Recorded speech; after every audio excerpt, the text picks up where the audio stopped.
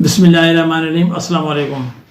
ناظرین، آپ سب جانتے ہیں کہ مولانا طارق جمیل صاحب کے صاحبزادے عاصم جمیل صاحب جاں بحق ہو گئے،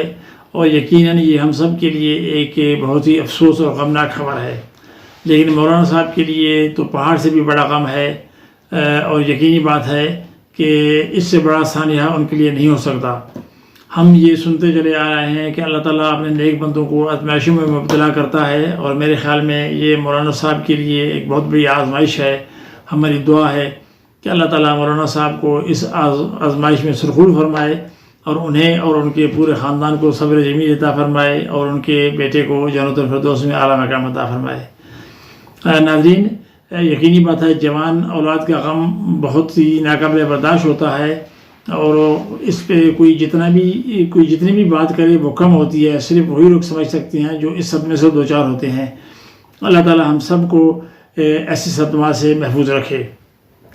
ناظرین، میں یہاں یہ بھی کہنا چاہتا ہوں کہ مولانا طارق جمیل صاحب ایک بہت بڑے مبلغ ہیں، اور ان کی تقاریر کا اور ان کے بیانات کا بہت اثر ہوتا ہے، اگرچہ بہت لوگ ان کی مخالفت بھی کرتے ہیں، مگر میں اپنی ذات کے حوالے سے جب بھی ہم نماز پڑھنے ہم جاتے ہیں، خصوصاً جمعے کی نماز کے لیے جب بھی میں جاتا تھا، تو ایک خوف کی کیفیت ہوتی تھی اور دہشت کا عالم تھا۔ مجھے ایسے محسوس ہوتا تھا کہ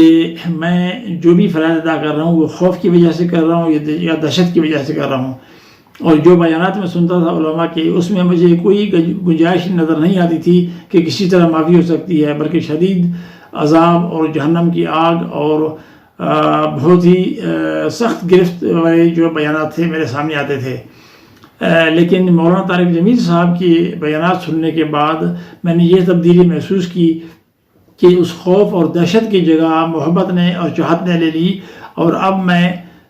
جب بھی نماز پڑھتا ہوں یا کوئی بھی دینی فریضہ ادا کرتا ہوں، خوف کے بجائے دہشت کے اس میں محبت کا عنصر ہوتا ہے، اس میں اپنی چاہت سے اور اپنے شوق سے میں یہ فرائض ادا کرتا ہوں۔ میں یہ سمجھتا ہوں کہ میرے لیے یہ مولانا طارق جمیل صاحب کے بیانات کی کرامت ہے، اور اسی کرامت کی وجہ سے مجھ میں یہ تبدیلی میں نے محسوس کیا اپنے آپ میں، اور یقینی بات ہے کہ یہ ایک بہت اہم تبدیلی ہے۔ اگر آپ کوئی بھی کام خوف سے کریں اور دہشت کی وجہ سے کریں، اس کی اور کیفیت ہوتی ہے، اور اگر وہی کام اپنی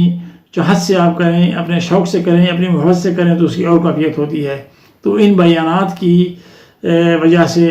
میرے جو ذہن ہے، دل و دماغ میں خوف کی بجائے وہ محبت نے جگہ بنا لی اور شوق نے جگہ بنا لی، اور اب جو جتنے بھی میری نماز اور دیگر دینی فرائض ہیں وہ میں محبت سے ادا کرتا ہوں۔ یقینی بات ہے کہ اس کا کریڈٹ مولانا صاحب کو جاتا ہے،